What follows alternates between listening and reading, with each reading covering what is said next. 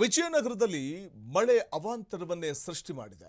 ಮಳೆಗೆ ಮನೆಯ ಕಾಂಪೌಂಡ್ ಗೋಡೆ ಕುಸಿತವಾಗಿದೆ. ಹೊಸಪೇಟೆ ತಾಲೂಕಿನ ಧರ್ಮಸಾಗರದಲ್ಲಿ ನಡೆದಿರುವಂತಹ ಘಟನೆ ಇದು. ತಿಮ್ಮನಗೌಡ ಎಂಬುವರ ಮನೆಯ ಗೋಡೆ ಕುಸಿತವಾಗಿದೆ. ನಿನ್ನೆ ರಾತ್ರಿ ಸುರಿದ ಧಾರಾಕಾರ ಮಳೆಗೆ ಅವಾಂತರವೇ ಸೃಷ್ಟಿಯಾಗಿದ್ದು ಗ್ರಾಮದ ಕೆಲ ಮನೆಗಳಿಗೆ ಮಳೆಯ ನೀರು ನುಗ್ಗಿದೆ. ಜಮೀನಿನಲ್ಲಿದ್ದ ವಿದ್ಯುತ್ ಟ್ರಾನ್ಸ್ಫಾರ್ಮರ್ ಬಿದ್ದಿದೆ. ಟ್ರಾನ್ಸ್ಫಾರ್ಮರ್ ಹಲವು